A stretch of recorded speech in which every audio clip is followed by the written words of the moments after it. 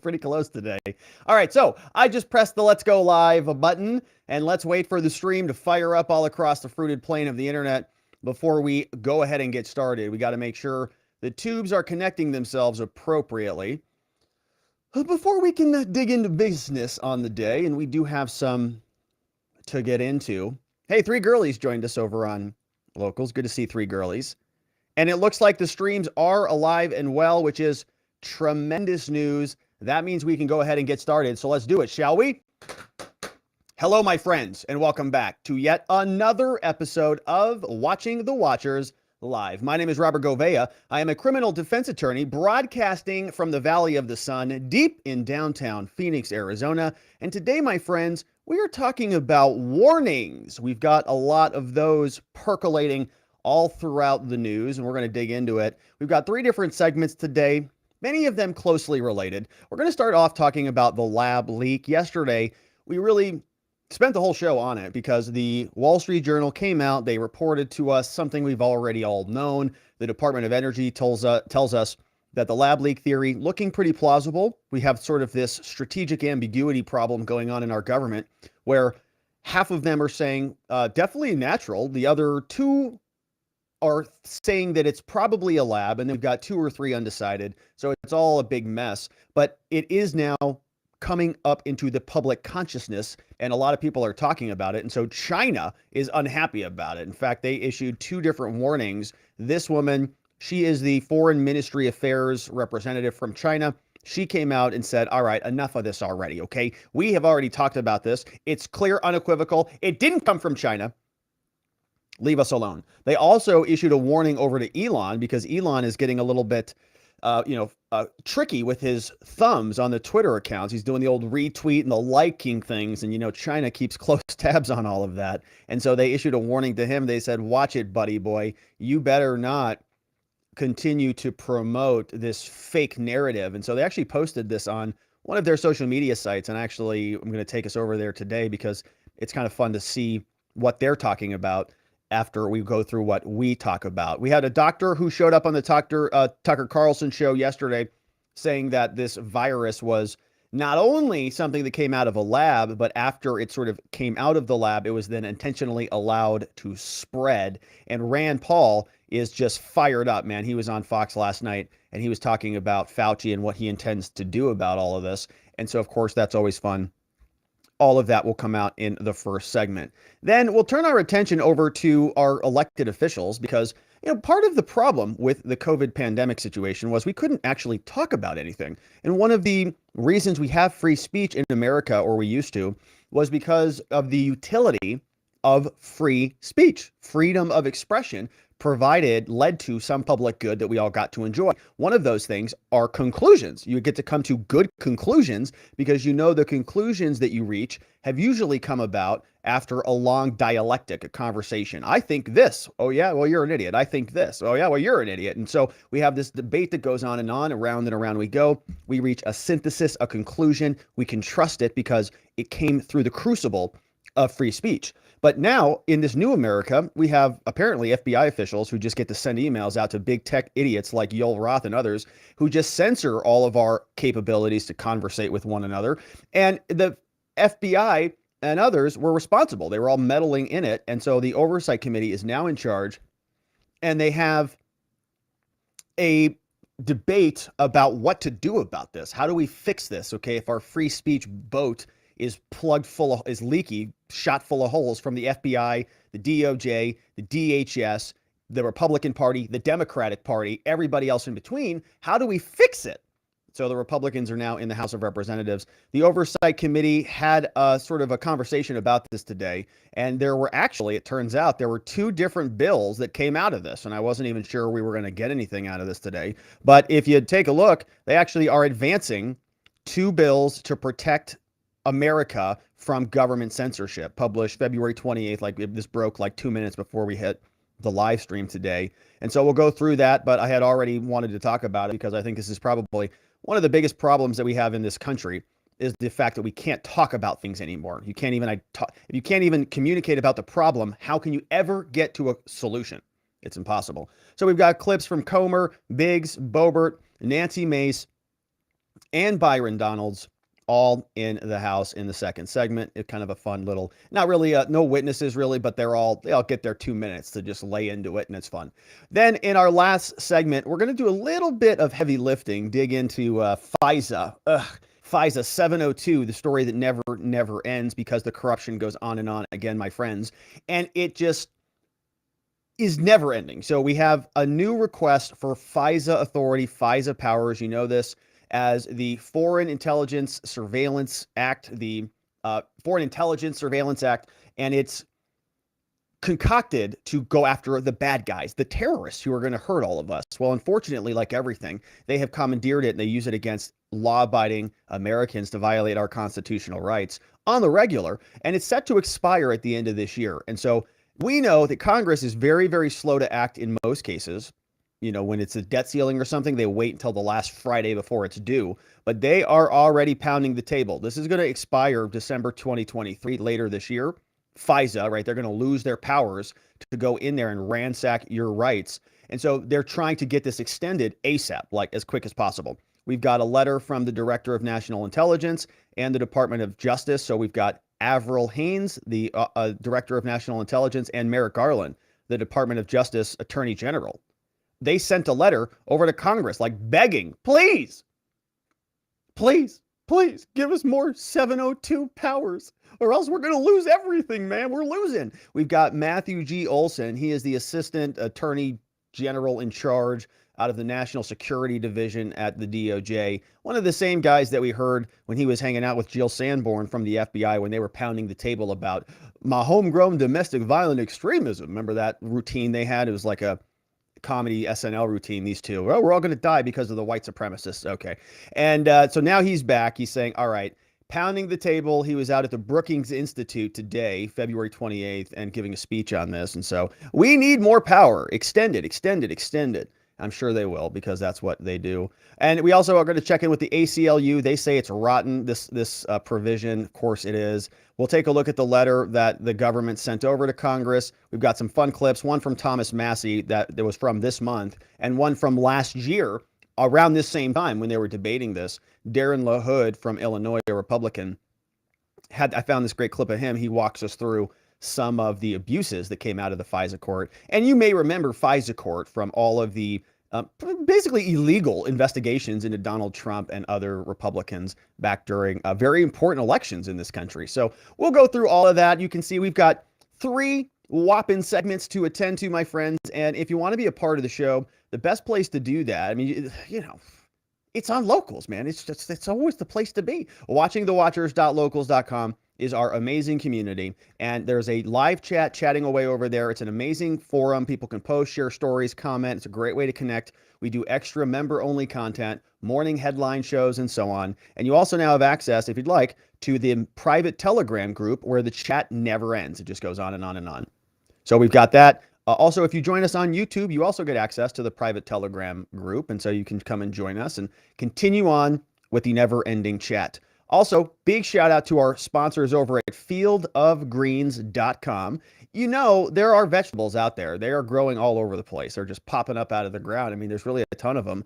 And so they don't mind if you eat them. They want you to. In fact, it makes them happy. It's going to make you happy because it's going to give you your essential nutrients, your vitamins, all the good stuff you need, your vegetables and fruits in your field of greens. Consume it, taste great, and be bursting with green energy all day long. Go to fieldofgreens.com. Don't forget to use code Robert to save 15%. Code Robert is key, very key at checkout. We also want to shout out my former law firm. Of course, as you know, I am no longer at the R&R Law Group, but they're still the best firm in Arizona, and they are helping many good people charged with crimes find safety, clarity, and hope.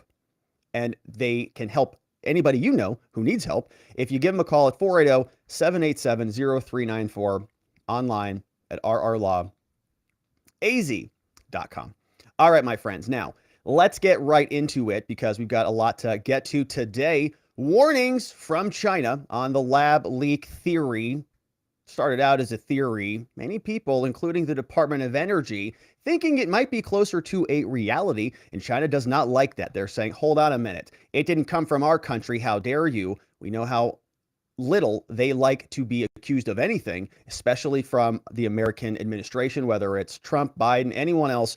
It is a matter of essentially protocol, that they are going to push back anytime there's an accusation like that. And so as every one of our intelligence agencies continues to sort of come to their own conclusions, the Department of Energy is checking the box. Yeah, it came from China.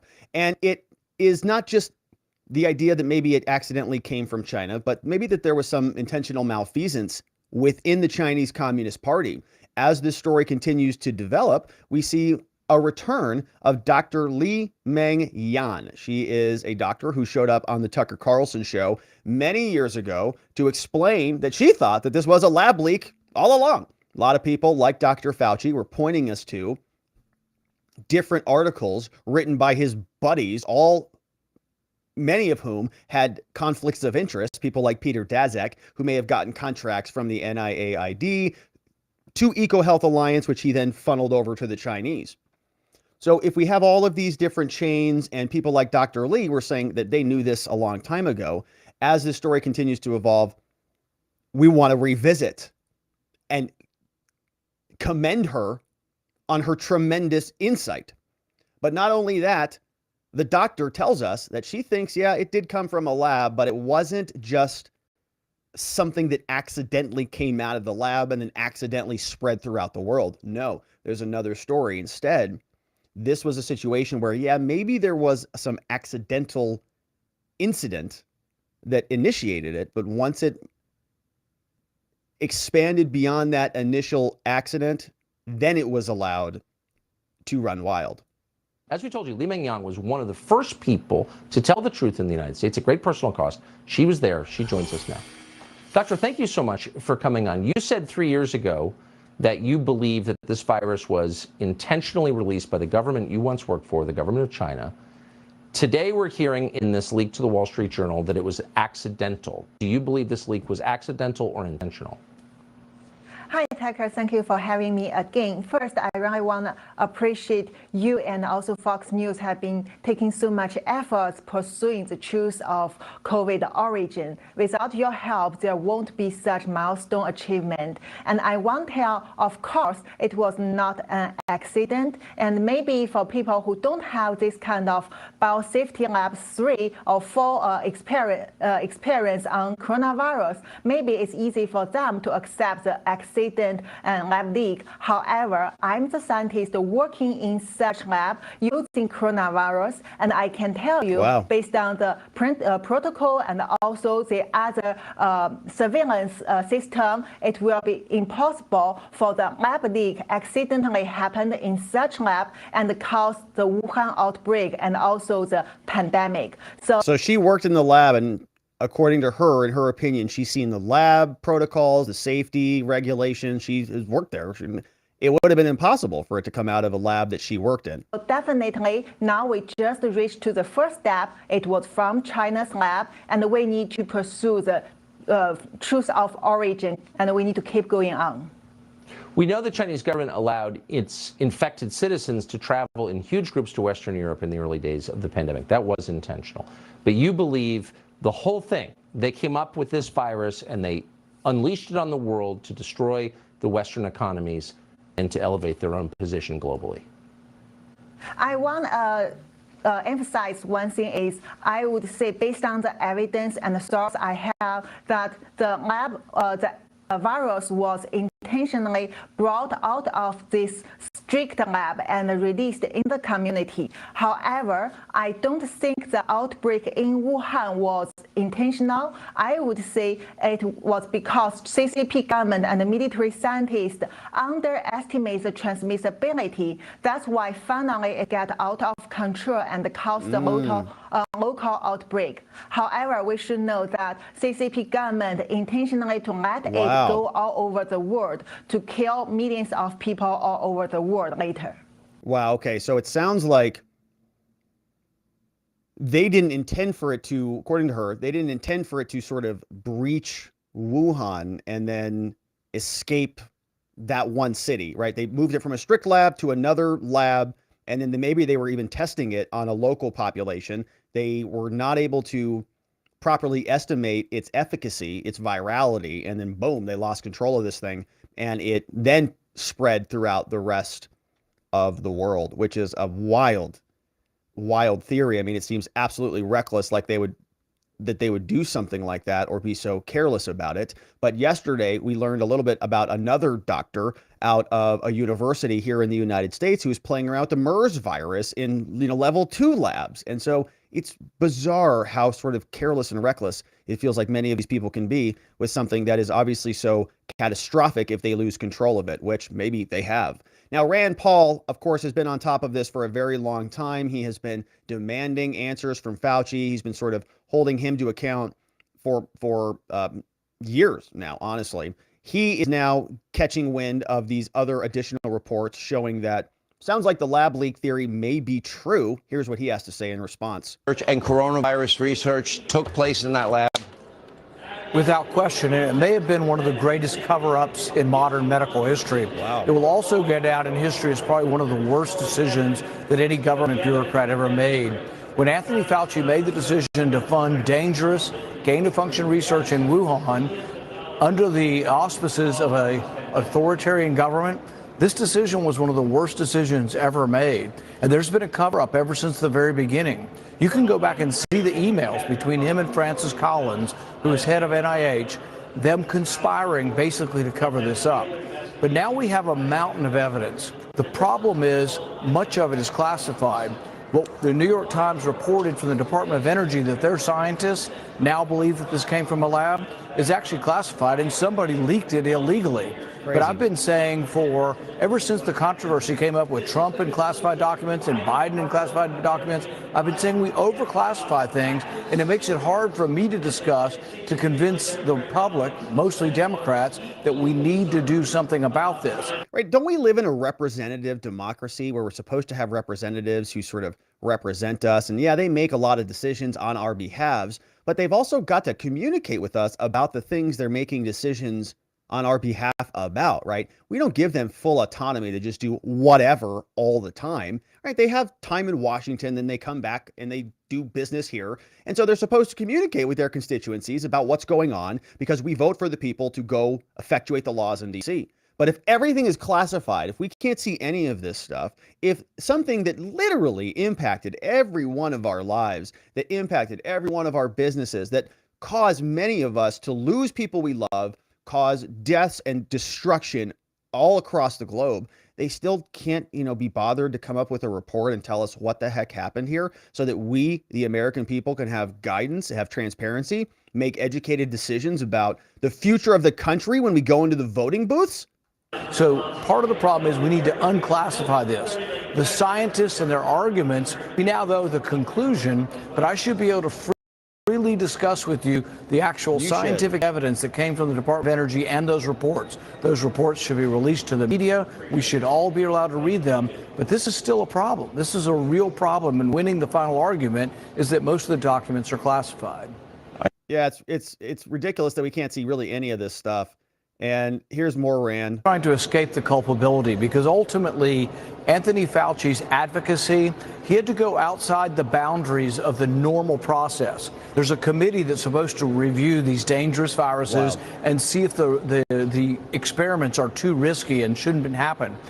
This didn't occur in the Wuhan experiments. Anthony Fauci gave a waiver. He was one of the few people in government who could give a waiver and said the research doesn't have to be reviewed by the committee. We're just going to let it happen.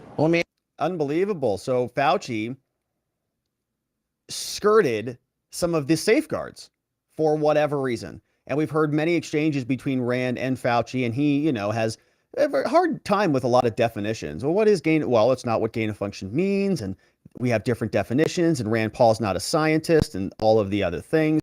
But there are still a lot of questions about, funding, money, royalties. Rand Paul has said that many of these people involved in these deals got paid millions of dollars that is really unaccounted for. They don't have to report it. Now all these people are fleeing a sinking ship. They all know that now the Inquisition is coming their direction, so they resign. They're no longer in government anymore.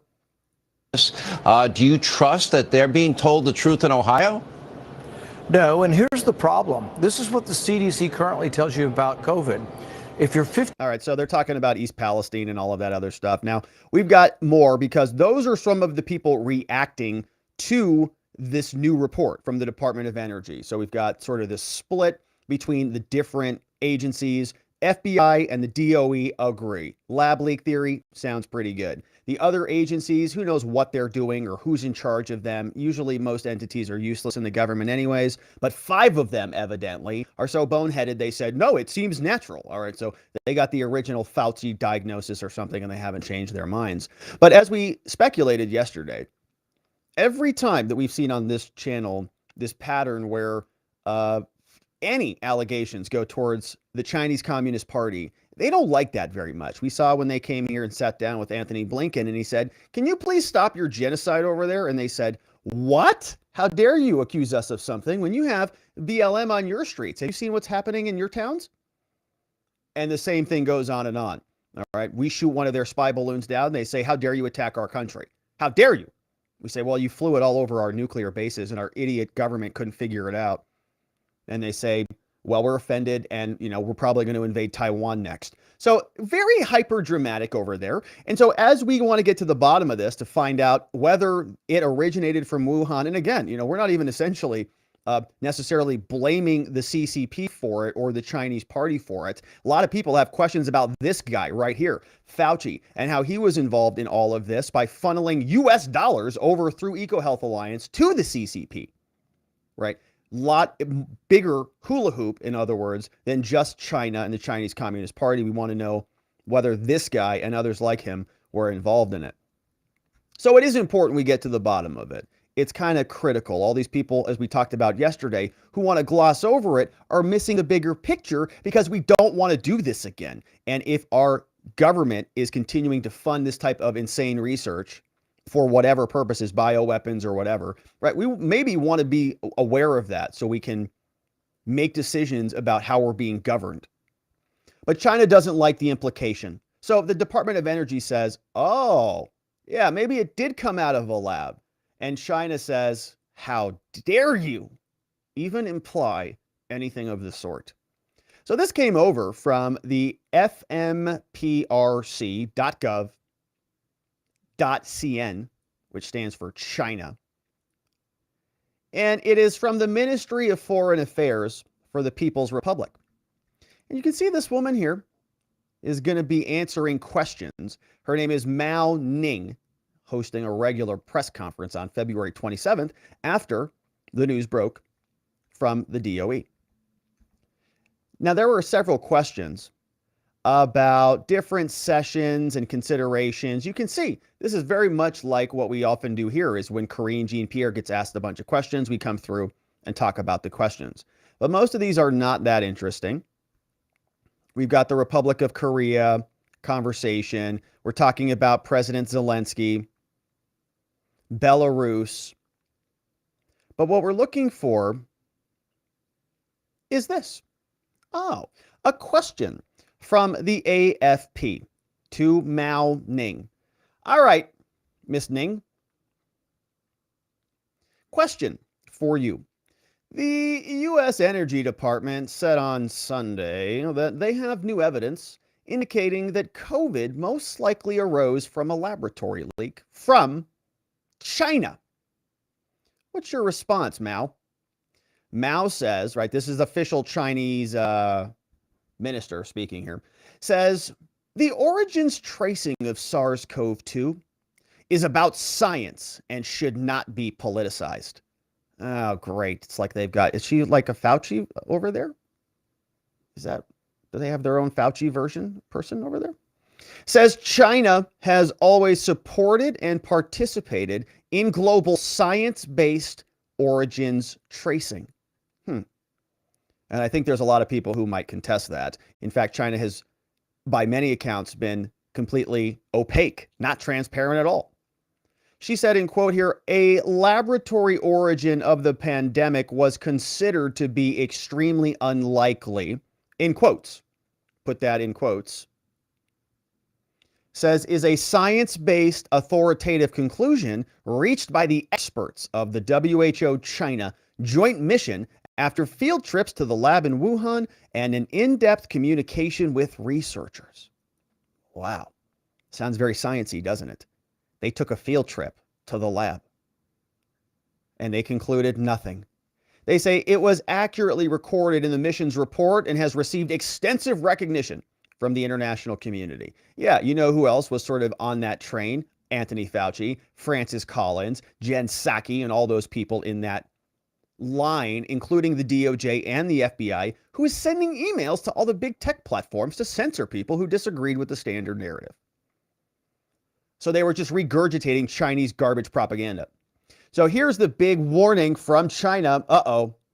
China says certain parties should stop rehashing the lab leak narrative, stop smearing China, and stop politicizing origins tracing.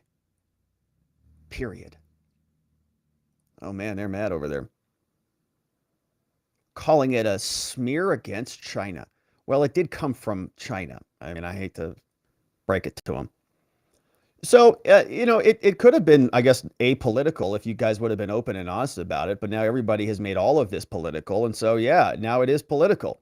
Sorry, can't work together when you try to hide your misdeeds or your nefariousness. And there is a joint, what feels like collusion effort between everybody to keep a lot of this stuff buried and under wraps. So that's what China said out of the foreign ministry to the rest of the world. But they're not done there. All right. There's other people who are also on Twitter. And unfortunately for China, they don't have direct access to our FBI. And so they can't just send over an email to get stuff censored. Or maybe they can. I don't know. Maybe they do have direct access, or maybe they just run it. I don't know. Or another social platform. Now Elon runs Twitter now, so they're SOL.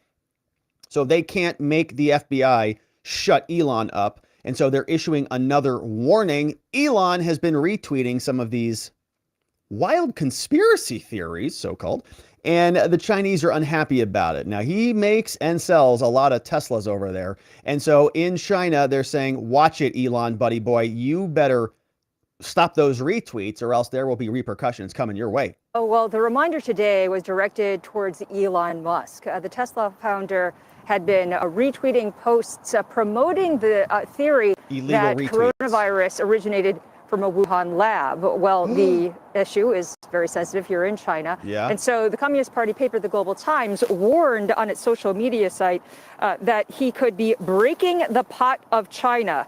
This is a Chinese saying that's similar to biting the hand that feeds you.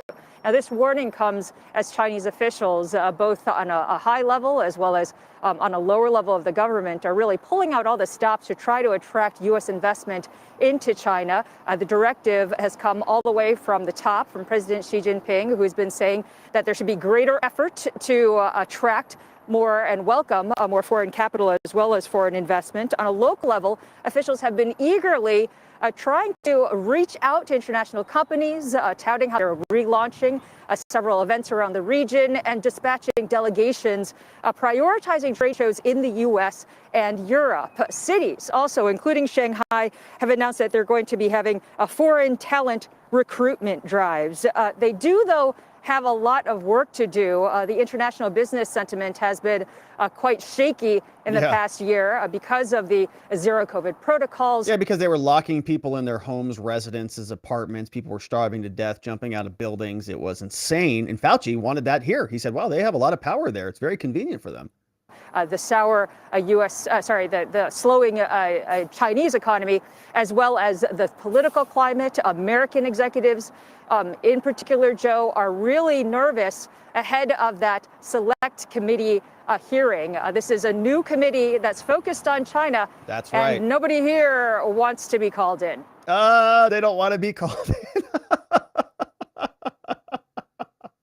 I can't believe she said that. That's hysterical. All right, so they issue a warning, right? They're unhappy with that. Elon, buddy, we've got a lot of workers here who are pushing your Teslas out to the rest of the world. You better take it easy. Otherwise, things might get a little bit uncomfortable for you. We've seen what they've done to other Chinese billionaires. Not that Elon's a Chinese billionaire, but, they don't play around over there. They don't care how many billions you have. If you go against the party, you're in big trouble. Just ask Jack Ma about that one. So we have another threat coming out. Now, this one seems to be pushed by the CCP on social media. And this was an interesting little story. Yoon, CNBC Beijing bureau chief, posted this story on Twitter. Says the Chinese Communist Party, a paper, warns Elon Musk against pushing the lab leak theory. The Global Times News posted on social media, Elon, are you breaking the pot of China? Biting the hand that feeds you is the warning. And this was actually a very interesting article that I had pulled up here. So if you go over to the website, you can see it is here. It's written in Mandarin, and they've got actual links to Elon and his tweets that they are unhappy with. And so let's just use the translation tool and see what they say. They wrote for us, Musk, are you smashing the China pot? They say, in the past 2 days, another absurd incident has occurred in the U.S. political arena. Seeing that it was impossible to smear China with the so-called spy balloon incident. Okay, this is China speaking, by the way. This is what they're talking about over there. Those political forces in the United States that were hostile to China rehyped the rumor that the new coronavirus was leaked by the Wuhan virus in China. Rumor. It's just that this time their approach has exceeded the scope of normal human understanding. Because in order to plant Chinese scientists, they actually magic enough to let the U.S. Department of Energy, a government agency responsible for energy issues, carry out the traceability of the new crown virus to, quote, convict it, is what the translation says. Although even American scientists and virologists despise their politicians' political interference and even distortion of science, which is true. I'm sure that's true. I think all of us kind of despise politicians. The matter is currently fermenting in the U.S. public opinion field under the hype of the Wall Street Journal. I think they're talking about us here. They're saying that the Wall Street Journal and this is China speaking, and a number of right-wing anti-intellectual and anti-China media in the United States. And the instigation of the right-wing conservatives of the Republican Party. Oh, China's mad at the Republicans who control the House of Representatives in Congress, and they're eager to gain support and attention by attacking China.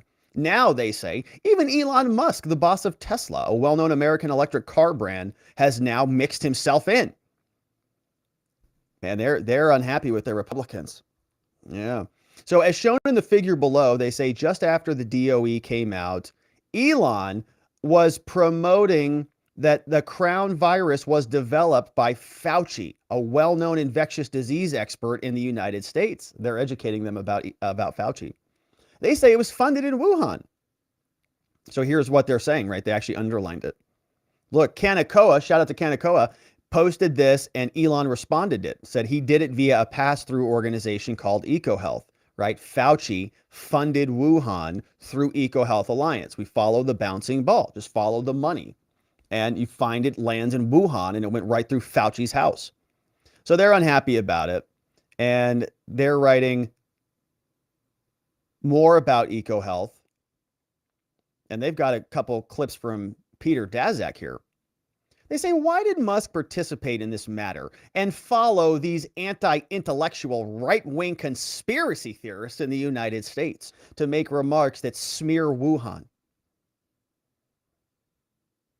They're very unhappy with Elon too. So there's the rest of the article over there. This is from a Chinese website.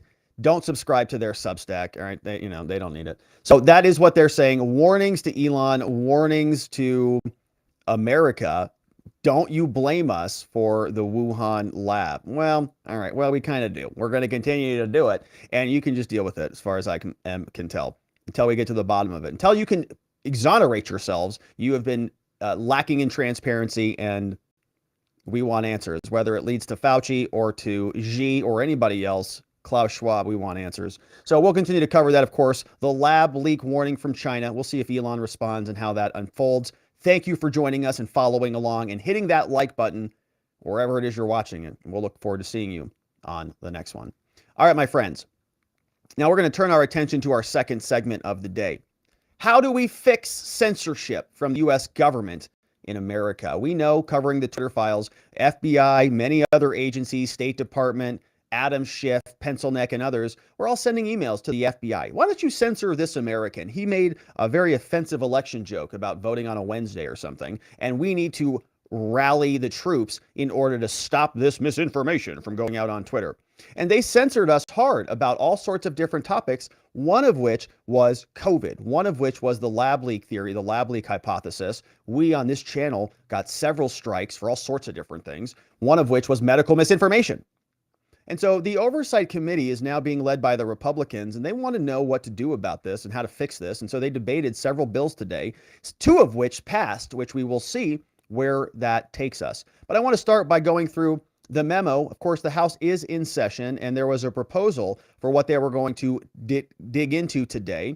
So the updated memo for the hearing that took place on February 28th, this was published 4 days before that, but they can tell us that on Tuesday, February 28th, there is going to be a committee hearing considering these three things. Oh, perfect. Love to see this. A House resolution, a bill, one to protect speech from government interference. All right. Yes, we want the government to be restrained from interfering in our speech. Also, accountability for government censorship, another act, presumably to hold them accountable when they violate those rules. We also have the rules, the oversight plan as this committee unfolds. And so we're going to get into some clips, but briefly, here is what this first bill will do. H.R. 140, called the Protecting Speech from Government Interference Act. Just a quick summary, they tell us. This would expand the Hatch Act, the law that prohibits federal employees from engaging in political activities in their official capacity. This is the same thing you hear Karine Jean-Pierre talking about from the press briefing room, the podium, where she says specifically, I can't get into politics. I'm prevented by the Hatch Act. Wouldn't it be nice if the FBI said, well, I'm going to censor this conspiracy theorist, insurrectionist Republican, but then somebody said, no, that's political. You can't do that. If you do, you're fired or something. Well, this would expressly prohibit those same federal employees from censoring lawful speech. Maybe it would create a cause of action or something. Wouldn't that be great? Prohibits agency employees from using their authority to influence the private sector, to censor, to remove, suppress, restrict, or add disclaimers. And we saw this all over the place. They were shameless about this, in fact. They were sending letters from, statedepartment.gov. It's like, hi, I just have a simple request from you from FBI.gov. And, these Twitter people are like, what? What am I supposed to say no to the FBI? It's improper influence. So they say you're not allowed to do that. Any lawful speech posted on its platform is now protected, provides an exception for law enforcement, of course. So that was the first part of it. There's also another accountability act. This would require a government-wide report to Congress of every instance over the past 5 years. Oh, perfect. Oh, this is great. That a federal agency has communicated with a non-governmental agency for the purpose of censorship. Wouldn't that be fun to know? Wouldn't that be great? It's like an audit. Yes, I support whatever this bill is. The report will include the agency employees that initiated the communication, the targeted platform, the justification of the action, including the legal authority for the action. Audited by inspectors generals. Yes, that would be so incredible. Can you imagine? This would be like the Twitter files on steroids, because it would automatically mean we would get Facebook files, YouTube files, Google files, Bing files, all the files, right? Every time some FBI, the only reason we see the Twitter stuff is because Elon conveniently dropped $45 billion and bought the company. But all of those emails exist, right? Elvis Chan is sitting there just firing off emails. He didn't just stop at Twitter. He was going off to Facebook and Google and YouTube, and maybe our name on maybe our YouTube channel showed up on a Discord email, or this channel showed up on one of those other emails. We'll never know, because Elon can't buy all the companies, unfortunately. But if our government passed a bill that said, hey, FBI, you got to give us this, and DOJ, you got to give us this and this and this and this, wouldn't that be nice to know? So they also have a plan for oversight and accountability, some generic rules here on how the business meetings will go. And all of that was what they were discussing today at the hearing. And so let's take a look at the hearing itself, because there are some good clips here. James Comer gets us started, opens up the proceedings by explaining what we're here for, what we're doing, and what we want to get out of this. Here he is. During our February 8th hearing on protecting speech from government interference and social media bias, the Oversight Committee learned just how easy it was for the federal government to influence a private company to accomplish what it constitutionally cannot: limit the free exercise of speech. At the hearing, we heard hours of witness testimony that revealed the extent to which federal employees have repeatedly and consistently communicated with social media platforms to censor and suppress the lawful speech of Americans. The hearing exposed just how much the Biden administration have attempted to normalize a policy of federal censorship. Biden administration officials have publicly called upon and privately coordinated with private sector social media companies to ban specific accounts viewed as politically inconvenient. During our February 8th hearing, one of our witnesses, Mr. Baker, called for federal legislation that would reasonably and effectively limit government interactions with private sector platforms. I agree with him. It is inappropriate and dangerous for the federal government to decide what lawful speech is allowed on a private sector platform. My bill, the Protecting Speech from Government Interference Act, makes this type of behavior an unlawful activity for federal officials to engage in, subjecting those who attempt to censor the lawful speech of Americans to disciplinary actions and monetary penalties. The federal government should not be able to decide what lawful speech is allowed. We have the First Amendment for a very good reason. Right. Federal officials, no matter their rank or resources, must be prohibited to coerce the private sector to suppress certain information or limit the ability of citizens to freely express their own views on a private sector internet platform. Former White House Press Secretary Jen Psaki, for example, should not have been free to use her official authority to openly call for Facebook or any other social media company to ban specific accounts or types of speech from its platform. But they all did it. And we played the clip yesterday of Jen Psaki saying, oh yeah, but Peter, we're not doing the censoring. We're not violating the rules. That's Facebook, man. That's Twitter. If they want to do it, it's their prerogative. It's their private company. Remember that? They all said, my private company. Go start your own social media company. Then Parler came about. They tried to start their own social media company. And then they all colluded to eliminate them. Amazon threw them off their store, then hosted Twitter servers. I mean, it was like insane. So there was no alternative at all. And Jen Psaki stood up there and just sort of, kind of grinned through her demeanor about, lied to us about them not being involved in any censorship at all. But we know they are now because Elon bought the company and released the emails. Elvis Chan was sending emails. Adam Schiff's office was sending emails. The executive office of the presidency was threatening people. That was not appropriate use of the authorities or resources of a senior executive branch official. Further, federal employees should not feel empowered to infringe on the independence of private entities by pressuring them to complicate or change their community guidelines and content modernization policies. If the Biden administration needs to express its policy positions or political preferences, it has immense communication resources of its own through which to engage in the public square and offer its information and argument. If the administration feels it's losing the policy argument and the public's confidence to stronger voices, the answer should never be to deploy the resources and power of the federal government to limit the speech of others. And they did it very incrementally. It was just like, hey, we're just going to send, is it okay if we send you an email? And they're like, oh, okay, I guess we'll take an email from you. And then we're just going to send you an email about some domestic threats. Okay, that sounds good. We're going to send you one every week. Okay, well, one of these domestic threats is kind of high priority. So we're going to send you some specifics on this one. All right, and now this one is really high priority. So why don't you remove this one? And then once you get the first removal done, right, then it's just up from there. They open the spigot and the floodgates are wide open. The legislation before us today expands the current federal employee political activity limitations of the Hatch Act to include a prohibition on federal employees using their official authority to influence or coerce a private sector internet platform to censor lawful speech. This includes a prohibition on actions that would result in a private sector platform suppressing, restricting, or adding disclaimers or alerts to any lawful speech posted on its platform by person or entity. Wow. Okay, so none of those stupid exclamation points anymore. COVID misinformation. Follow the CDC guidance. like the hall monitor on every stinking video we post. Ridiculous. None of that. Get rid of it. Whether an ordinary citizen or an established media organization, all Americans have a right to utilize these new and powerful communication technology resources to share their views and opinions without Uncle Sam putting his thumb on the scale to tilt the debate in one direction. Americans know that the First Amendment protects them from this kind of government censorship, protects them from federal officials who seek to use their positions, their influence, and their resources to censor lawful speech. The only thing that has changed is that the public square has moved online with powerful new communication tools. We are discussing this legislation today because Americans know that something's wrong, and they've asked Congress to fix it.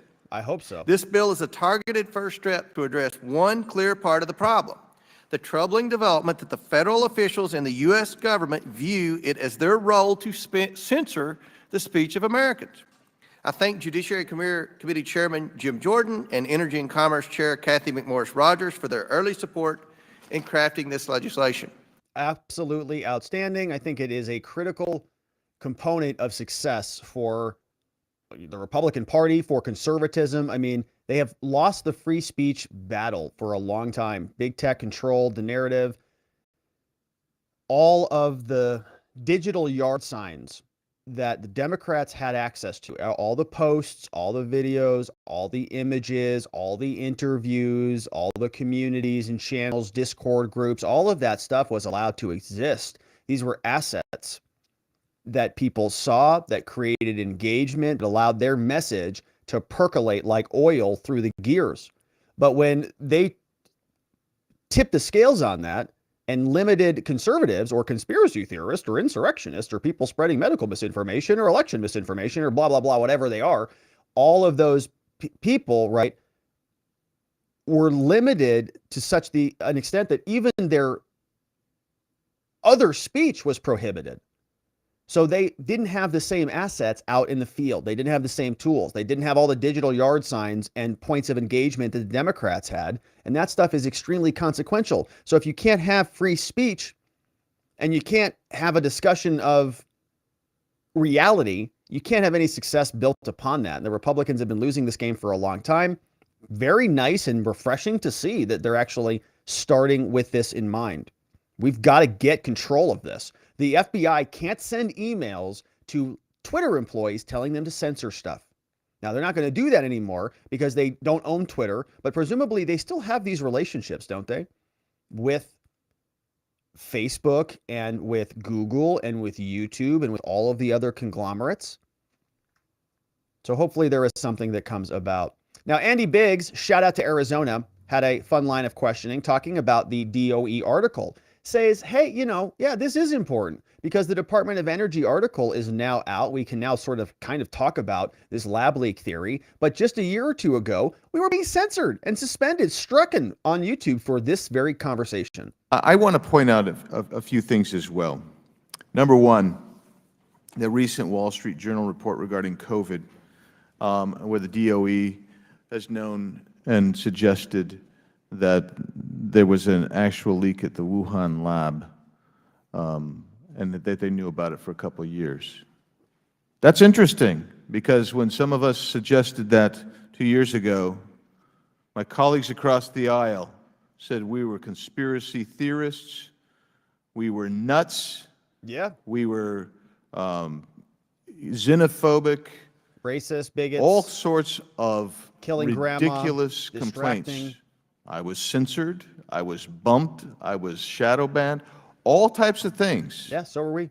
Because they said it was COVID misinformation. Yeah, yeah. Joe Biden stood up and said, I think social media should do more censoring They did. of COVID misinformation. Harder. Turns out that was not COVID misinformation. No. When I stood up and said, I have on my desk 2 meta-studies which we saw all sorts of interesting conversations here that were censored. We weren't allowed to see them at all. And he got censored, we got censored, and the list still goes on and on. And conversations that were not allowed to be had. Now, we've got Boebert, we've got Nancy Mace, we've got Byron Donalds coming up. And so before we get there, we got to talk about our friends over at fieldofgreens.com. to make sure that you are healthy and prepared for the next segments that are coming up. Because, my friends, as you know, we have some pandemic pounds that some of us have to work off of, yours included, truly included, speaking here now. And so, that being said, how sick are you of all the ads for weight loss pills and diets and all of that stuff? Okay, we've all been there. We've all done that. We know they don't work. But you know what does? Eating healthy servings of fruits and vegetables every day. Bonus points if you can get 5 of them in, and you can. Because if you do that, the weight would probably fall right off. But look, vegetables and fruits and all that stuff, who's got time to eat all of that and prepare all of it every day? And you may not even be a fan of it regardless. So instead, let's talk about Field of Greens. Field of Greens is a science-backed formula, very specific fruits and vegetables that you're not going to find in any other product. Proper nutrition reboots your metabolism so you can burn calories faster and lose weight the healthier way. And Field of Greens is the only brand backed by a better health promise. Yes, you're going to look and feel healthier, but the greater proof is going to come at your next checkup when your doctor says, wow, you've lost weight. Whatever you're doing, keep it up. So let's get you started. Go on over to fieldofgreens.com. Save 15%, 15% off your first order by using code Robert at fieldofgreens.com. Enter code Robert. Get your real organic superfood. The vegetables want to be eaten. They're in the ground, getting nutritious so that you can consume them. I have mine here. It tastes very good going down. Fieldofgreens.com is the place to go. And don't forget to use code Robert to save. Now, we also have some additional clips here because Boebert, Nancy Mace, and Byron Donalds are also upset about the censorship that they endured while going through the pandemic and the COVID era. Here is Lauren explaining what she thinks about fixing this censorship problem. Thank you, Mr. Chairman. I am in support of this bill. Nice. I just wanted to briefly comment on the ranking member's remarks. You know, he mentioned that we want to have a government that's able to put out truthful information. Well, we've experienced a government that's put out very, very false information that has harmed people the past 2 years. And you are going after American citizens for asking questions. These are the people who were censored on social media platforms. And come to find out, we were right about the origins of COVID. We were right about. They were right about a bunch of stuff. So let me be careful on some of these because I was here. We are still on YouTube, and YouTube still is very squirrely with some of the policies. Died of COVID-19, how that was inflated. All of these questions that the American people were asking, they were censored, they were shut down, We're still censored, okay? I'm still skittish on YouTube because if you look at their COVID community policy guidelines, they are insane. So we're just being extra cautious here.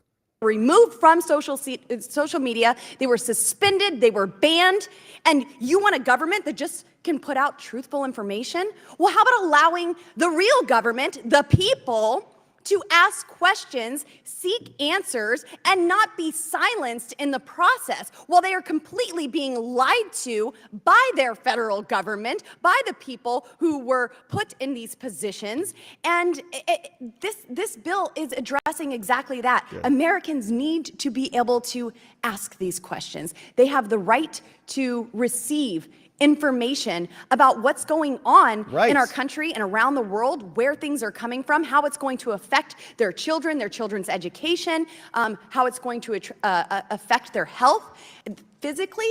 How can they do their job, right? How can they know what to vote on and how to govern if they can't communicate to their constituents about the realities of life and politics?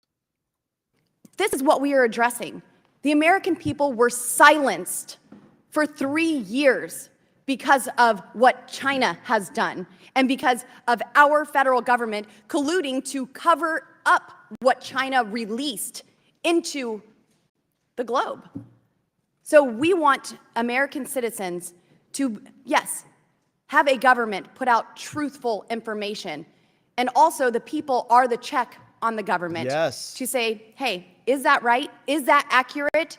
Something seems off here. I have a question. Here's some information that I found out because, hey, federal government, maybe you don't know everything. They don't know anything. They are usually responsible for a lot of the action. I mean, we'll leave it at there. All right, we'll leave it there. But okay, that's Boebert, and I think she makes a very good point. She's not alone. We have Nancy Mace, who's also on the committee, weighing in on this topic. Mr. Chairman, as was asked earlier, my colleagues across the aisle, what evidence is there? The evidence is very clear. It's black and white. It's already been made public. Matt Taibbi, a journalist, in December 16th of last year, Twitter files revealed that you can go online and see the evidence here, and he links to it, but Twitter's contact with the FBI was constant and pervasive as if it were a subsidiary. And I'm quoting Matt Taibbi in this. Between January 2020 and November of 2022, there were over 150 emails between the FBI and former Twitter employees. One in particular, Joel Roth, who was already here and testified before us. Yep. But there were a number of requests by the FBI for Twitter to take action on misinformation.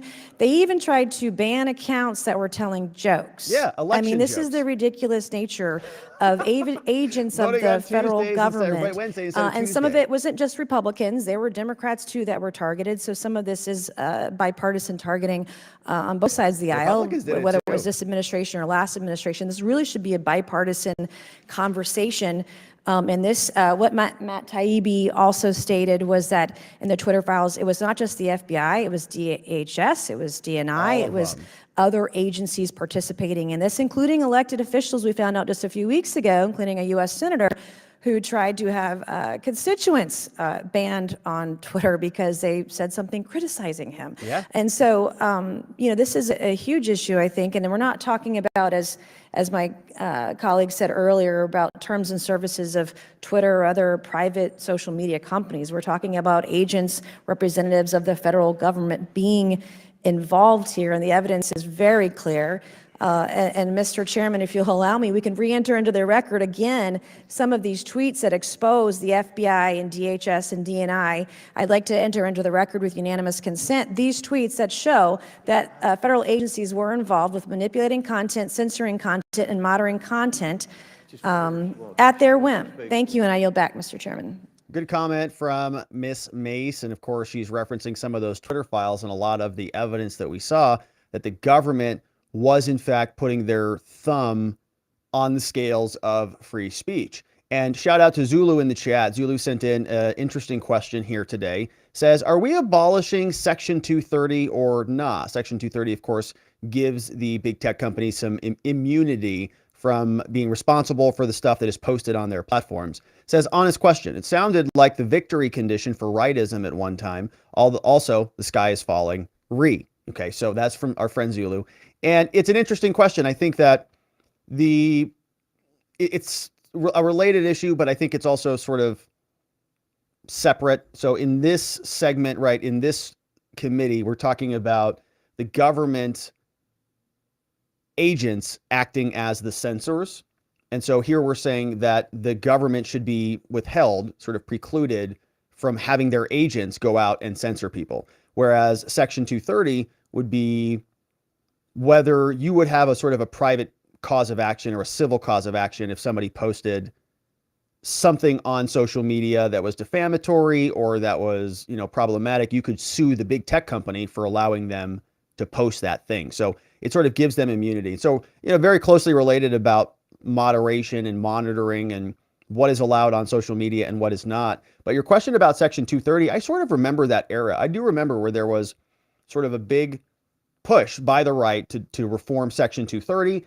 And when we were covering this on this, there were Supreme Court oral arguments about this that we just covered here on this channel some time ago, maybe last week even, where they were talking about this and they were trying to essentially blame Google and YouTube for causing a woman's death because they were serving up ISIS videos on YouTube. Somebody was watching the ISIS videos, became radicalized, killed their daughter, and so they were trying to say the causation connected all the way back, and that Section 230 didn't apply. But I found myself like almost defending Google and saying, well, Section 230 should immunize them from something like that because that's an insane thing. So it's a complicated issue, and I think that in reality, what the Supreme Court is going to say on that issue is that Congress needs to decide what to do about it because there is not going to be an easy answer. Section 230, I think, served a purpose. I think it's still, the concept the concept that an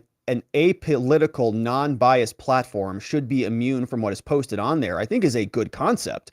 So the idea behind Section 230 is not a bad idea. The problem with it is when they became sort of weaponized and political, they weren't just these neutral publishers anymore. They were actual, editors. They were the sort of the authors of the content at that point. And then that's when Section 230 comes into play. But I think this is a separate issue. I think that this one, is right regardless, that the federal government should not have their agents being extended into agents of censorship, regardless.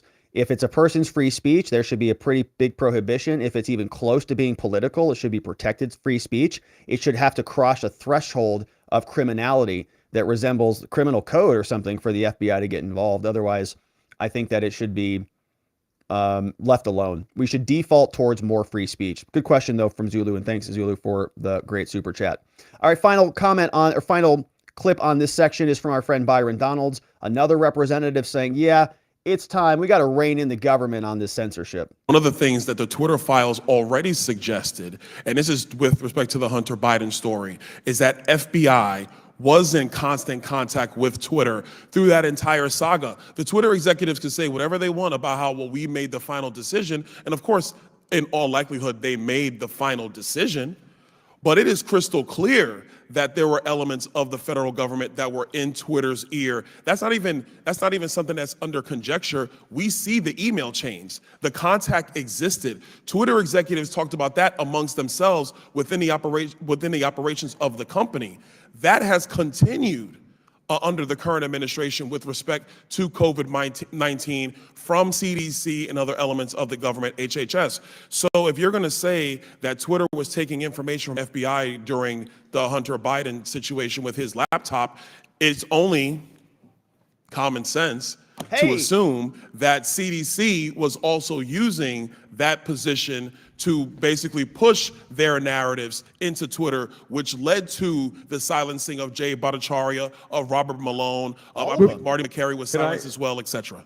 Yeah, you may disagree with those people that he named. You may say, well, theirs are illegitimate or lacking credibility. That's not my opinion. I'm saying that might be your opinion, but they should still be allowed the forum to speak, right? I mean, you want to challenge their ideas in the arena. You don't want to censor them and remove them from the arena unless you have bad arguments and you're going to lose in the arena, in which case maybe you do want to throw them outside of the arena. But of course, my friends, that is the fixing FBI censorship dilemma that we're going to continue to find ourselves rummaging through. We'll see if the Oversight Committee does anything about this. But I did want to, before we jump into the next segment, share this because this was sort of breaking at the start of the program today. The Oversight Committee advances legislation to protect speech from government censorship. Something is wrong with my mouse right now. There it goes. It says, today, the House Committee on Oversight and Accountability passed two bills. Looks like the ones we just read through, in fact. The Accountability for Government Censorship Act and the Protecting Speech from Government Interference Act. Both of those passed, I guess. The Protecting Speech from Government Interference Act, introduced by Comer, expands the Hatch Act that prohibits political interference from officials. He made a comment about it. Another bill was passed. And so, yeah, great. All right. So all of that is going to, it sounds like it's going to make its way out of committee. We'll see if it lands in front of the full House or what the next step is, but we'll continue to follow it. I think this is one of the most important issues of our time, because without the ability to engage in free speech, without the fear of government censorship, it's going to be very difficult for us to continue to have dialogue about actual solutions in this country. And so we'll continue to follow. Thank you for joining us. Thank you for liking this video. And thank you, of course, for subscribing. We'll look forward to seeing you on the next one. And hey, shout out to our friend Zulu. Zulu sent in 5 memberships. Thank you very much, Zulu, for that one. So we got some new members coming in the house. We got CJ Wally. We got Dwayne Mansell. JB Float Sam is in the house, got a membership. Larry 20 as well. All became members courtesy of our friend Zulu. Thank you very much, Zulu.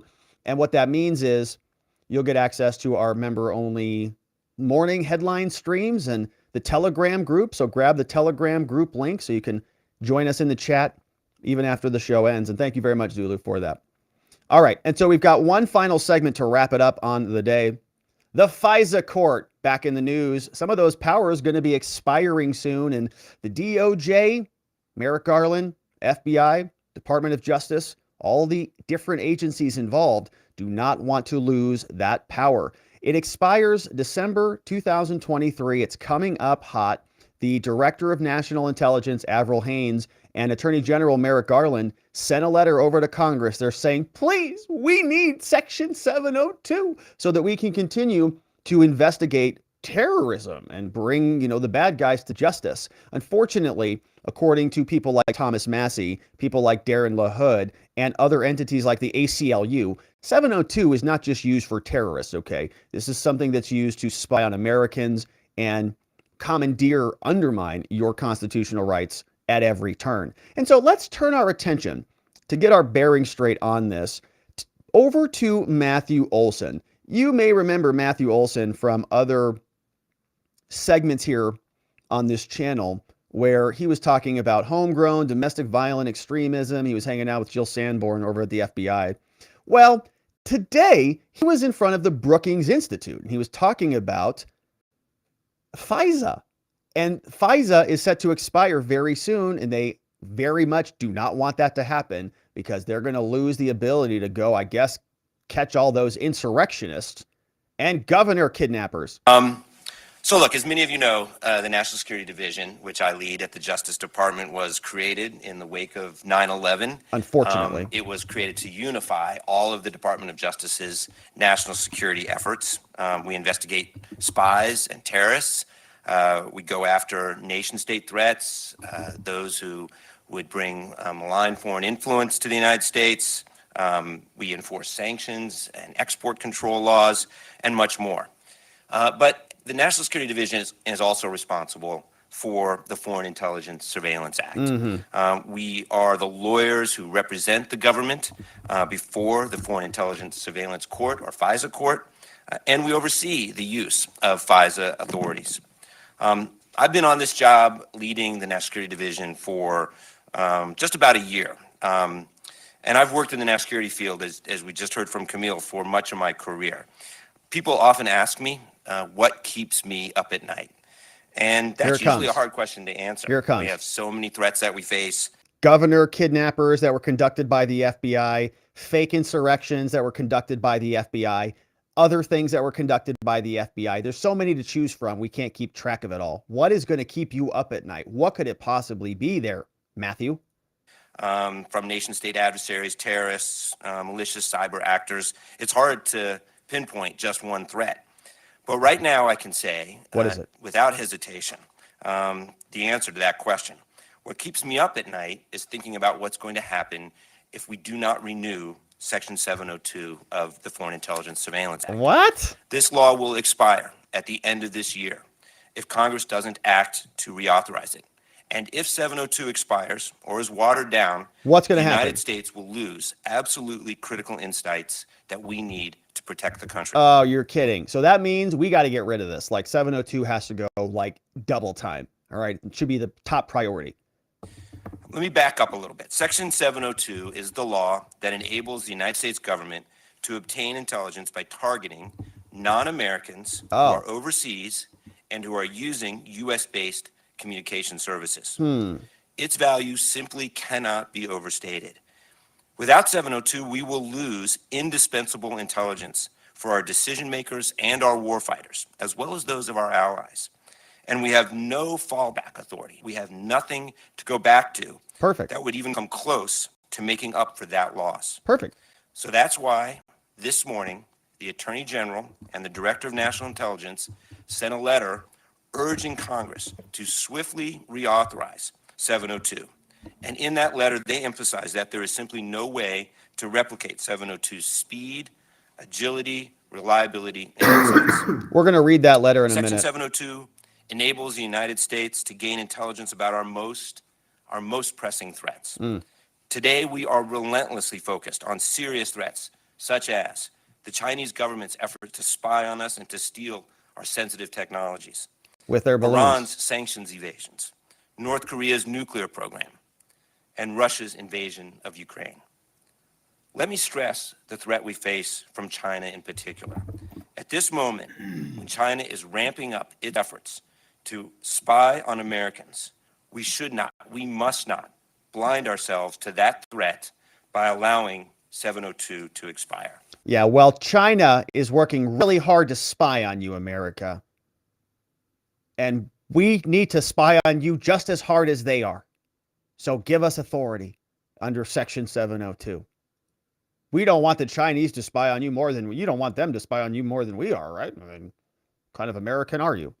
Okay, so that's what he says that 702 is. Keeps him up at night, right? He's, waking up at night, he's sleeping there, he's dreaming of sweet lullabies, arresting white supremacists, and suddenly the dreams take a turn for the worse. He wakes up at 702! Because he's just so worried that it's going to be deleted off the books. Now, it's not all of that useful. If you turn our attention over to the ACLU, which I know is an agency that gets a lot of criticism. Sometimes they do get it right. They put together a very nice synopsis on what this provision entails. They say that under Section 702, just so you know, okay, Mathew Graves came out and told us one thing, Mathew Olsen, and this guy, now ACLU gives us the contrary opinion. They write, under 702, the U.S. government engages in mass warrantless surveillance of Americans and foreigners' phone calls, text messages, emails, and other electronic communications. Oh, okay. Well, that's not exactly what Mr. Olsen just told us it is. Information collected under the law without a warrant, can be used to prosecute and imprison people, even for crimes that have nothing to do with national security. Given our nation's history of abusing its surveillance authorities and the secrecy surrounding the program, we should be concerned that Section 702 is and will be used to disproportionately target disfavored groups, including political activists and journalists. Now, they wrote this. They said Section 702 is set to expire at the end of 2017, but the Trump administration wants Congress to make the law permanent. We oppose those efforts and call on Congress to reform the law or allow it to sunset. So they didn't make it permanent, obviously. They extended it again. And so now Biden needs to extend it again. And so they should update this because they're still blaming Trump for this thing. Now, Trump, all of them do it. They all extend this power. They're all excited about endless power, limitless control. They want the authority once they get it. They don't ever give it up. But they give us this summation. What is wrong with Section 702? Here's one summary. It allows warrantless surveillance of people inside and outside the U.S., okay? Although it's justified as a counterterrorism tool, in reality, it permits surveillance far beyond what is needed to protect national security. It allows the government to target foreigners abroad if it believes they possess, quote, foreign intelligence information, a term so broadly defined, it includes ordinary information about foreign affairs that has nothing to do with national security at all. This means it could target surveillance, including human rights defenders, journalists, whistleblowers, even business owners. It gobbles this data, stores it in databases for years, in some cases, indefinitely. Now, the law is not supposed to be targeting Americans, but it does. Once the government collects the data, the content is stored for years. FBI, CIA, NSA, they routinely search through this trove to get information. It could be used against you. You wouldn't even know about it. It examines bulk communications just flowing through all the different agencies. Through its upstream program, okay? The NSA has tapped directly into the internet backbone, the core infrastructure that carries everything.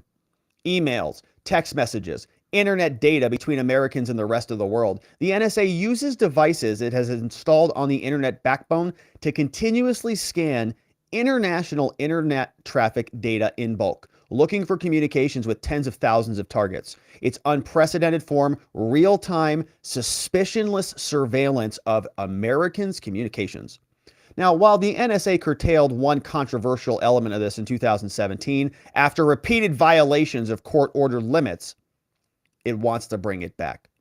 Now, the intelligence agencies have abused the hell out of this, as they always do. There's a practice called a love-int. Improperly used it to spy on their exes and monitor their spouses.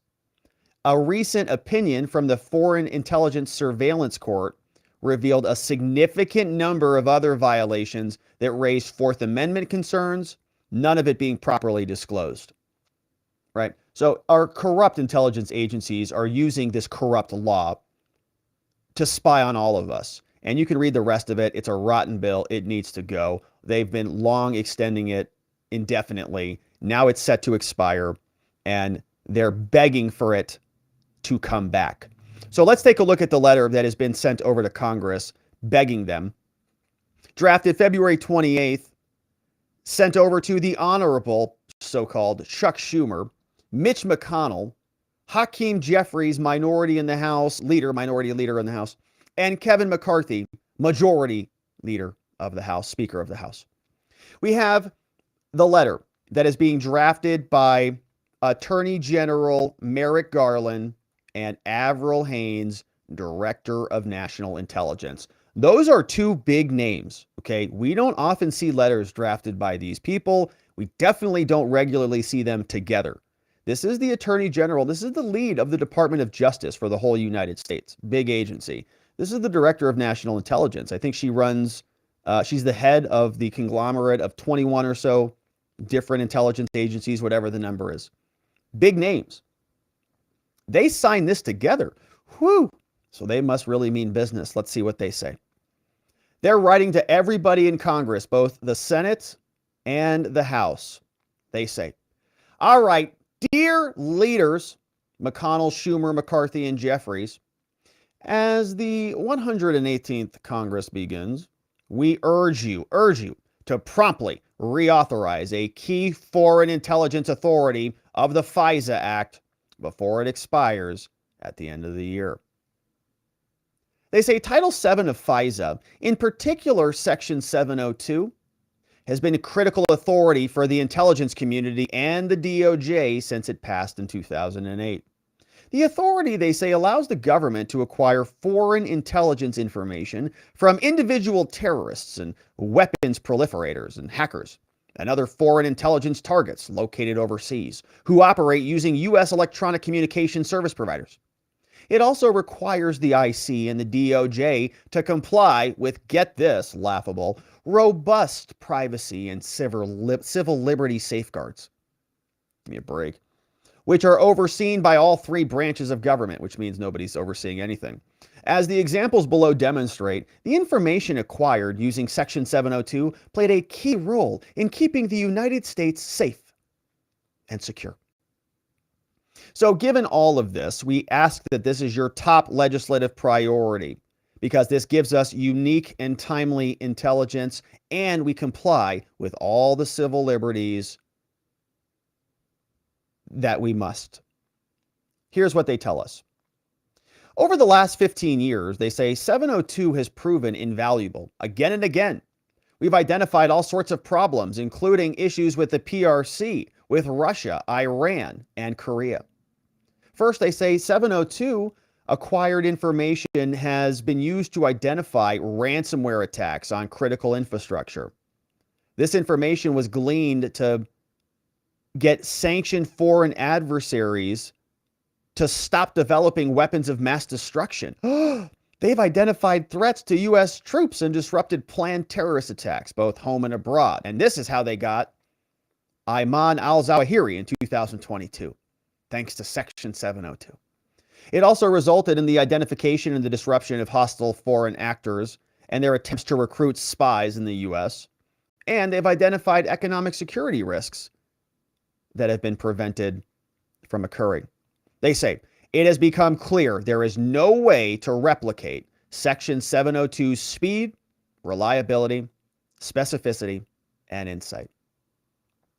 And so they say we need this badly. And because Section 702 can only be used to target non-individual, non-U.S. persons located outside the U.S., they say, don't worry about anything, Congress. It cannot, they say, it cannot be used to collect against a foreign person overseas if the intended purpose is to target someone located in the United States. Okay, so that's good news. Whew, I feel much better now. So they're not going to just gobble up all this information because that's not what the law intends. Now, compliance with these strictures is subject to comprehensive oversight, including all three branches. There is a court that was put in place. We're going to hear about that court in a minute. There was an Article 3 court that got put in place to evaluate all of this stuff. We're going to let a congressman walk us through that in a minute. They say, we noticed, we want to put your office on notice. We stand ready to help you. Get this bill passed, baby. We're going to be offering briefings on 702, even at the classified level, on our specific operations. We encourage you, please reach out to us so we can get this thing passed. Sent to all of the chief leaders of both houses of Congress, Merrick Garland, Avril Haines, right? So they really, really want this thing to squeak its way through. Now, some people have issues with this. We've got two clips to attend to. One from Darin LaHood. He's a Republican out of Illinois.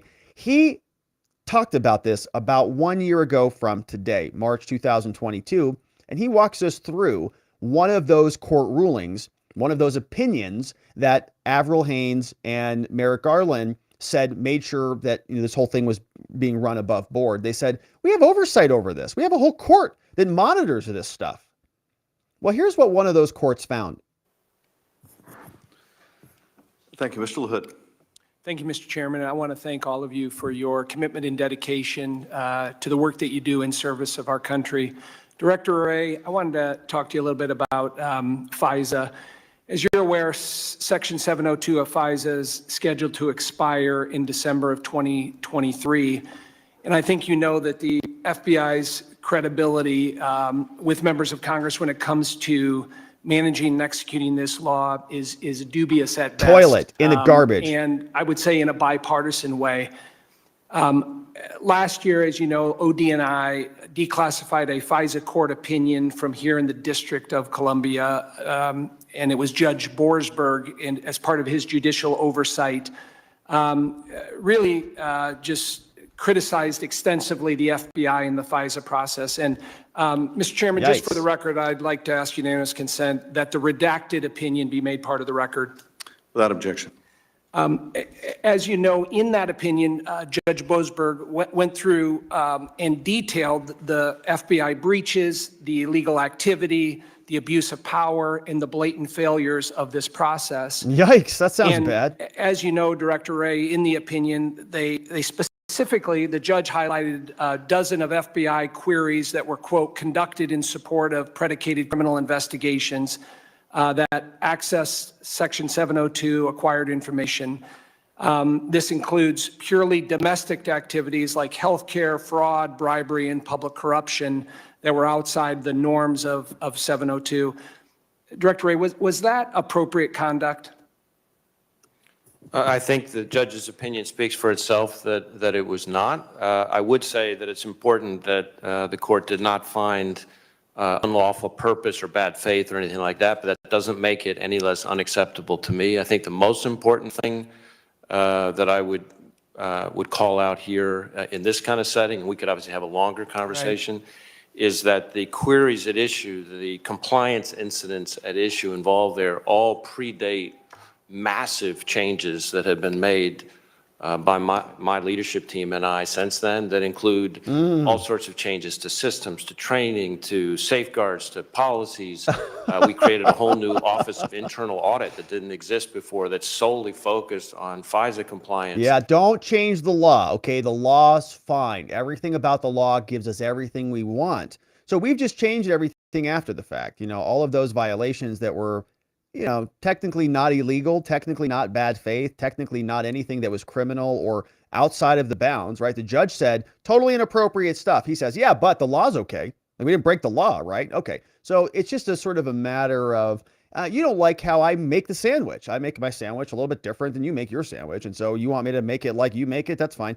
I'll change all of these different things around and we'll put in some new training and procedures. And then you guys don't have to change the law. Then everything's going to be fine because of my leadership team at the FBI. Leadership at the FBI.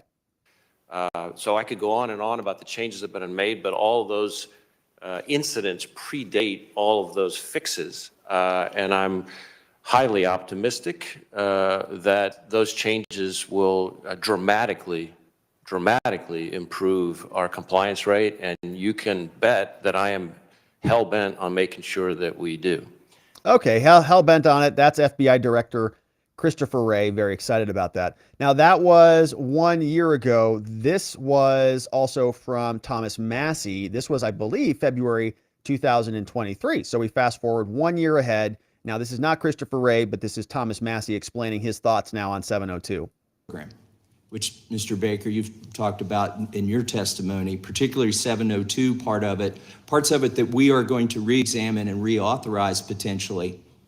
On the surface of it, it sounds like a practical legal concept that you would collect information on foreign targets who don't have constitutional rights, and you might incidentally collect information that pertains to U.S. citizens who do have constitutional rights. But because it was collected incidentally and not in pursuit of that U.S. person, we'll go look at this data, we'll put some policies and procedures, but the Constitution does not apply here because it was incidentally collected. Yep.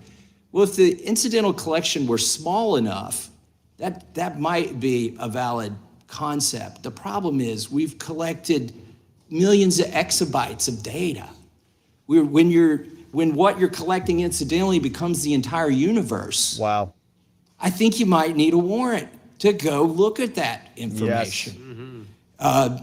And when the number of searches that is done on U.S. persons by the FBI, I'm not talking about CIA, NSA. We know in 2020 it was over 1 million searches into this phishing, into this database where you don't need a warrant. And then in 2021 it went from 1 million to over 3 million searches. Holy. This is problematic, and I hope we look at this going forward.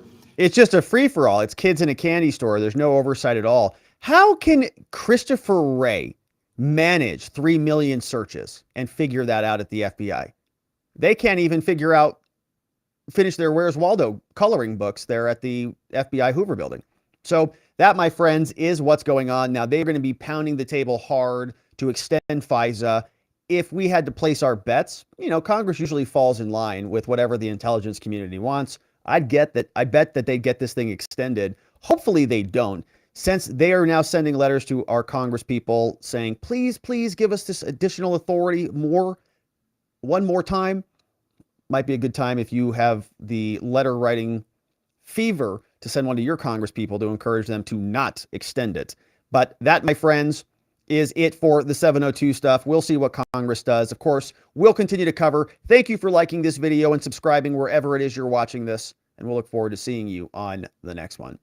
All right, my friends. Well, that is it for us on the day. We covered some good ground. We got some FISA business. We got some House Oversight business and some lab leak warnings from China. Unhappy with, I guess, the fact that they released a pandemic on the rest of us. But that is it for us. Now it's time to turn our attention over to you and to say thank you for those of you who sent in those very generous super chats. And I want to shout out our friend John McGarvey, also on YouTube, sent in some very nice gifts. And so we've got 10 new people who are now going to be members. Thank you to courtesy of our friend John McGarvey. Woo, woo, which is just great. That means we've got new members who are going to be able to join our Telegram chat, who are going to get member-only content for our morning headline streams, going to get to connect with a great community, oh, that's on YouTube. So you can't post anything on YouTube, but you're going to get all the great things. So the new members on YouTube, grab the Telegram private group link so you can join us after the chat is over. It is in the post section. And thank you to John McGarvey. Thank you to Zulu for being amazing supporters and for helping to expand our community and the work that we do here. Also, want to jump over to the YouTube super chats. Saw one from Fred Petamonte come on in here. And from Jenny. Jenny was in the house. Ed Mayer. Mayor of Bastville is here. Holy moly, I didn't even know that was a place. What a great town to visit. The mayor of Bastville says, I'd like to nominate Mr. Govea to the position of District Attorney of Bastville. All in favor? I didn't hear anything, but I'm presuming there's a resounding round of applause out there in the audience. I'm hopeful. I didn't hear anything around here. Pretty quiet in this room, but hopefully there's some enthusiasm out there. I humbly accept your nomination. the town of Baseville will be filled with freedom and prosperity for all. And thank you to the mayor for the ringing endorsement. The mayor of Baseville. Thank you, Mayor. We have Jenny B, also in the House, says BS. They deliberately leaked the harmless. Got to be careful here. Okay, got to be careful on that one. Says then they ramped up the fear porn, which is true. They had the COVID death counter all over the place. And Jenny B, I can't read the rest of that comment, Jenny B, but that's a funny comment nonetheless. It says Mr. T was the biggest threat to the New World Order and had to be taken out. Mr. Trump, not the other Mr. T. Mr. Trump was.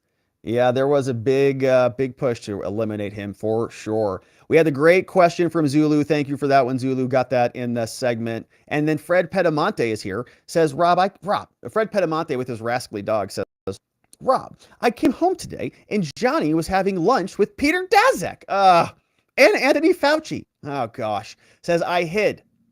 They were talking about smallpox and laughing. Oh, gosh. Were they cooking too, probably? Did they have their masks on? Oh, gosh. Fred's in trouble. All right. Well, the Fred Pedamonte household is now the patient zero for, and his dog's involved too. So I got to ask you, Fred, has Johnny been to China lately? All right, everybody, brace yourselves for impact. Things are going to get rough again. I'm guessing Johnny went to China, hanging out with Daszak and Anthony Fauci.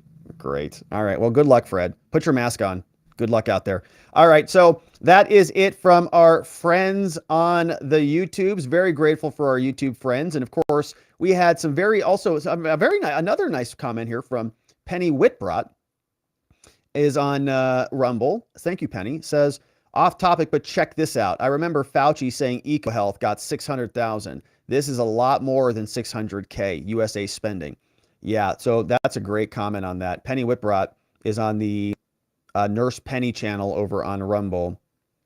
And so be sure to give her a follow over there. Yeah, and thank you, Penny, for the Rumble rant. Yeah, I remember seeing some of those stories that it sounded like they were small numbers. I remember reading that. Like there were ideas that it was only like 1.2 million or 700,000. And I remember thinking, that's pretty low. Isn't that pretty low for like viral research? I mean, if you go get a CAT scan or something, it's like $80,000, or something. So it's like, wait a minute, that's it. And so I think if you started looking at it, right, it's like part of a big swath of contract. It's like, if you added them all up, it's a bunch of 700,000s, but it's like spread out kind of like a spectrum. It's like taking a deck of cards and just spreading them out, 700,000 all across all these different projects times, 50 projects. And so then you go, oh yeah, that's where the 600 million came from or whatever, when you add it all up. But thank you for that, Penny, and I appreciate you being over there. And our friends on Rumble, shout out. We've got Jacob Castro's in the house. We got Paul Blart, Donut Mind Me, Janix in the house. Adesi is over there with Millie. Nick Danger the Third, Donut Mind Me's over there. All of our friends over on Rumble. Of course, we appreciate you watching over there as well, because as we know, YouTube is always itching to give us the nuke. Now, let's see what our friends on Twitter have to say. Of course, we like to support our free speech platforms, and we are heading over to the live stream on Twitter. Let's see, is anybody watching over there? Yeah, we do. We have a single person, which is probably me, who's watching it right now. In fact, that's me. Hey, I'm watching it. I'm watching myself. All right, let's see who else is over there leaving comments in the Twitter thread. We have James Pepper says that the U.S. Navy conducted 245 experiments for naval training and other things. Well, that's a problem. Vienticus said, on a side note, apparently there's a police force that is owned by Norfolk Southern that's running things in East Palestine. I'm not sure, but it sounds like the cops are supposed to defer to them, taking people's photos of license plates who investigate. Oh, gosh. All right, well, we may have to do an East Palestine segment here. It's been a while since we've turned our attention over there.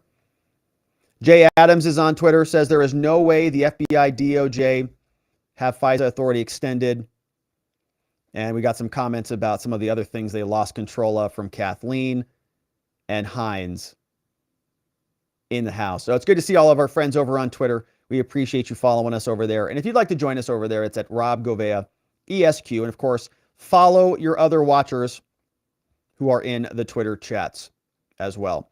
All right, my friends. Now, that is it for us on the day. We are going over to watchingthewatchers.locals.com, and we're going to continue to stream on our Telegram group as well. So if you're a YouTube member, come on over to Telegram. If you're a Locals member, you can watch us either on Telegram or Locals for the after party, but we'll see you there in about 60 seconds. Also want to shout out our sponsors, our friends over at fieldofgreens.com, where you can get your real organic superfood and feel healthy and vibrant and energized, baby. And the vegetables like it, okay? They exist to be eaten. Look at this corn on the cob. Look how happy he is. He'll be disappointed if you don't consume him. So please do it. Go to fieldofgreens.com, save 15%. Don't forget to use code Robert at checkout. Also, my former law firm, our friends over at the R&R Law Group, they're available to help good people charged with crimes find safety, clarity, and hope. And you can find them online at rrlawaz.com to schedule a free case evaluation. Also want to thank the mods who helped mod down the fort for us. We got Vientikis Prime. We got K Bean. I think Vientikis, was he here? I think he had to leave today. We also had K Bean in the house, our friend Just Cause. We've got Playin' Hooky, Ronnie Cole. We've got Zulu in the house, and our friend Geomancy Games on YouTube. And we're also going to be adding Zach Nichols and John Allen. They're modding down the fort for us over on Telegram. We appreciate all our mods, man. We've got a nice big mod family. We also want to thank our meme smiths on Twitter at Sleepy Dog Lee and our friend Geegum Geegum over on Locals, which is where we are heading now. And so that, my friends, is it for us on the day. We are going over for our after party for our members only. I hope you join us. But if not, we'll be back here tomorrow to do it all again. And I hope to see you right back here so that together with your help, we can shine that big, beautiful spotlight of accountability and transparency down upon our system with the hope of finding justice. Have a tremendous evening, my friends. Locals and Telegram, I'll see you right back in a minute. Everybody else have a tremendous evening. I'll see you here tomorrow. Bye-bye.